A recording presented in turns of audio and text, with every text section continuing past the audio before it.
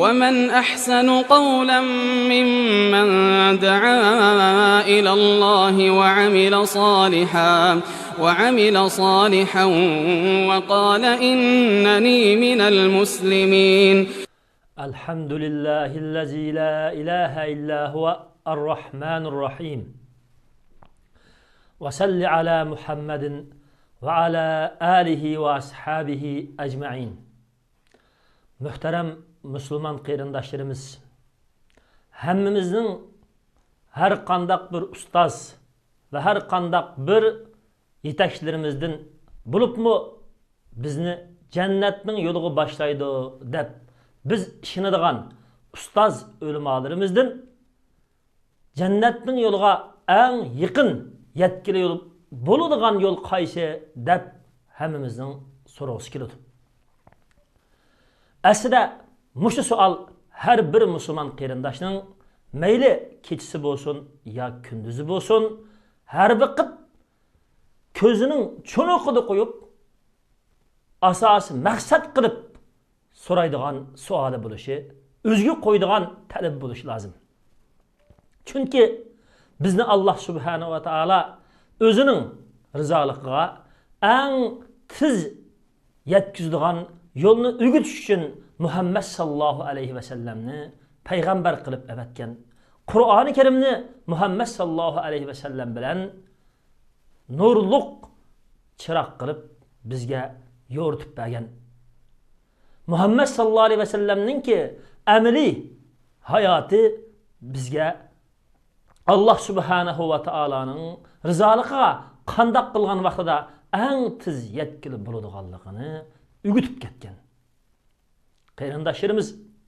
Allah subhanahu va taoloning rizoligiga eng tiz yetkili bo'ladigan bu savolni biz o'zimizning asosiy yo'linishi qilgan vaqtimizda hozir biz har qandaq bir ikkilinib qolgan vaqtimizdagi bexudligimizdan, g'aflatimizdan, bang'voshligimizdan, tushkunlishimizdan uyg'ona olaymiz, qutula olaymiz. O'zimizningki maqsad g'oyasiga yetadigan jonliq bir faoliyatchan haqiqiy islom obraziga vakillik qiladigan bir musulmonga aylana olaymiz. Shuning uchun biz mushu maqsadga yetadigan Allohning rizoligiga erishadigan eng tiz yo'lga erishmoqchi bo'lsak, bizga bu yo'lni Alloh subhanahu va taolo payg'ambar sallallohu alayhi va sallam orqali Qur'oni Karimda 1400 yil burun bayon qilib bo'lgan. Alloh subhanahu va taolo deyki: "Astag'izu billah ulaikallazina yad'una yabtag'una ila robbihimul vasilata ayyuhum aqrabu." Ana ashu Alloh subhanahu va taologa ibodat qiladigan, Alloh subhanahu va taologa hech narsani shirk keltirmay, Alloh subhanahu va taologa yolg'iz duo qiladigan ashu mu'minlar o'z Parvardigorining rizoligiga erishadigan vosita bo'lgan yaxshi amallarni izlaydi. Qaysimiz Alloh subhanahu va taologa eng bak yaqin bo'la olamiz? Qaysimiz Alloh subhanahu va taoloni rozi qiladigan eng yaxshi bo'lgan Allohning rizoligi, muhabbatiga erisha olamiz? Alloh taologa arziydigan eng yaxshi amalni qaysimiz qila olamiz deb mana shundaq o'z Parvardigorining rizoligiga yetadigan yaxshi vosita bo'lgan, ya'ni yaxshi amalni ular izlaydi deydi. Qarindoshlarimiz, bizning jannatga kirishimizning, Allohning rizoligiga tiz erishishimizning asosiy sababini mana shu oyatda ikki turlik omilga bog'ladi. Birinchisi Alloh subhanahu va taologa yolg'iz har qandaq bir narsani shirk keltirmay, o'zimizningki vujudi, ruhi, fikrini Allohga xolis qilib cho'qinishimiz. Har qandaq davr va zamondagi yangidan paydo bo'layotgan insoniyatlar o'ziga yolg'on iloh qilib tiklib olgan har qandaq bir zo'migar podsholar, zo'migar insonlar ishiga o'zining yolg'on afsonalarini tarqatib atgan har qanday afsonchi rohiblar yoki xristianlar yoki mushrik kofirlar bizning Sharq Turkiston zaminimizdagi Xitoy kommunistlarga o'xshash o'zini insoniyatga, xalqiga, musulmonlarga iloh qilib ko'rsatayotgan o'zininki haddidan eshayotgan fashist Xitoy kommunistlari va ularning raisiga o'xshash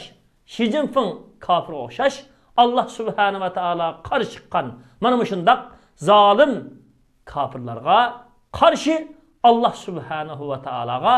o'zininki samimiyligini haqiqiy bildirgan va har qanday bir tilgini Allah subhanahu va taologa hech qanday bir narsani shirk keltirmay Allohga yirilib turib Allah subhanahu va taologa tayangan ana shundaq mu'minlar. Demak, qarindoshlarimiz, biz hozirgi yashayotgan davrimizda Xitoy kommunistlarining kech kunduz bizga zo'ravonlik qilishiga, bizni yer yuzidan yo'qotishga mushundaq urinayotgan bir davrda biz qanchalik Allah subhanahu va taologa bog'landik. Allah subhanahu va taologa bo'lgan yurak dardimizni qanchalik iltijo qildik. Xitoy kommunistlarining taxtlarining hukmronligining zo'migar qo'shonining vayron bo'lishi uchun Allah subhanahu va taologa qanchalik yilindik. Xalqimiz, musulmon qarindoshlarimizning jazo lagerlaridan, ularning qiz ayollarimiz, onlarimizni dafsanda qilishdan qutulish uchun ojiz musulmon qarindoshlarimizning qalbiga kelish uchun qanchalik biz Allah subhanahu va taologa samimiy bo'lib duo qildik. Buni o'zimizdan so'rashimiz kerak. Biz shuning uchun dunyodagi har qanday bir kuchni uni hem yo'qotalaydigan, hem ustunlikka erishtiradigan, xoliqini aziz qiladigan, xoliqini xar qiladigan ulug' izzatlik, qudratlik Allah subhanahu va taoloning kuchiga tayinib turib, Allah subhanahu va taologa eslib turib, dushmanimiz Xitoy kommunistlarining taxtlari, zo'ravonliklari, zulmlari, tajovuzchiliklarining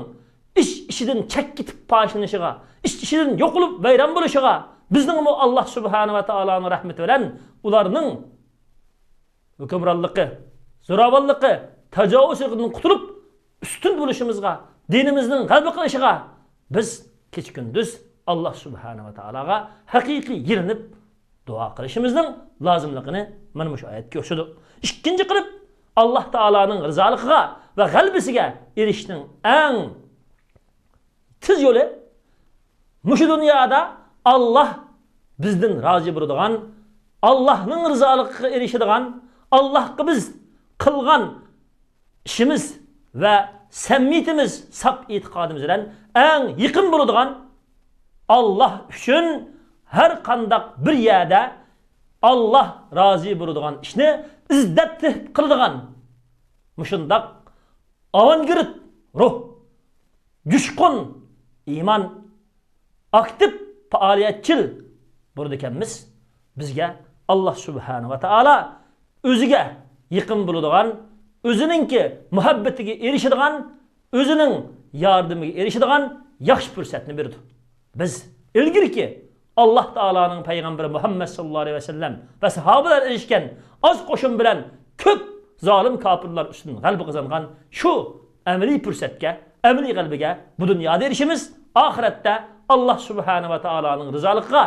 hasabsiz Allah taoloning jannatiga xafaliksiz, qiyinchiliksiz kiradigan solih mu'minlar qatoriga kiralaymiz. Shuning uchun biz musulmon qarindoshlarimiz Allah subhanahu va taoloning oxiratdagi rizoligiga tiz erishimiz desak, bu dunyoda Allah rozi bo'ladigan yaxshi ishlarga, masalan, hozirgidek mush davrida islom dinimizning ustun bo'lishi uchun haqni yeyishga, yaxshilikqa bo'lishga, Allohning so'zlarini o'zimizmi anglashga, boshqalarga tarqatishga, islom dinimiz va islomiy kimligimizni saqlashga, Allah rozi bo'ladigan, dushmanimizni to'ntadigan, iymonni oshkor qiladigan har qanday yaxshi amallarda, yaxshi bo'lgan da'vat so'rovlarida, yaxshi bo'lgan har qanday fikri bo'lgan suhbatlarda birga bo'lishimiz va har qanday minbar, tor va tashviqot organlaridagi ve medyalardaki hak sözlerini anlaşqa amraq bo'lishimiz ve şundaqla biz emni hayatımız arqılıq Allah subhanahu ve taala bizden razı bulduğan, Allah bizge farz kılgan namaz, roza, zakat ve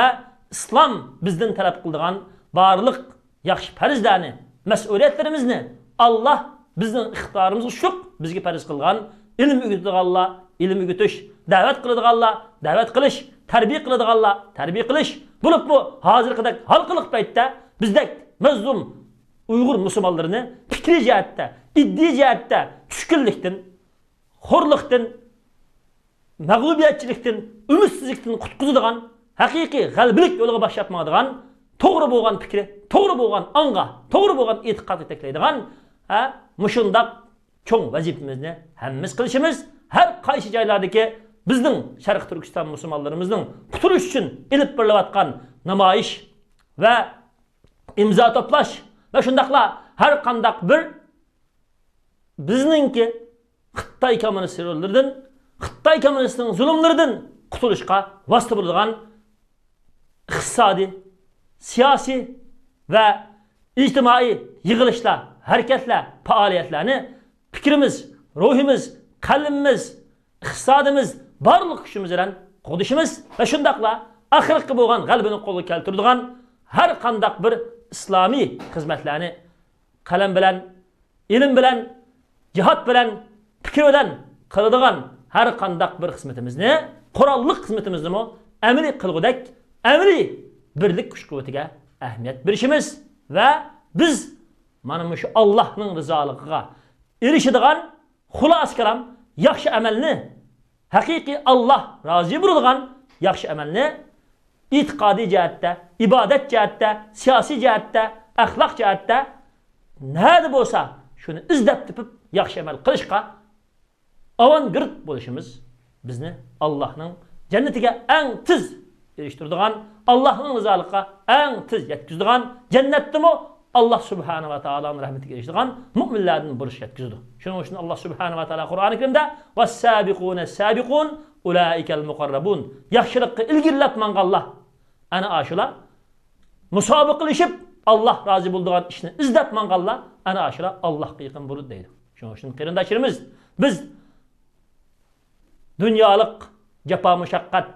hayatımızdaki qiyinchilik ushab qilishi, düşmanımız ile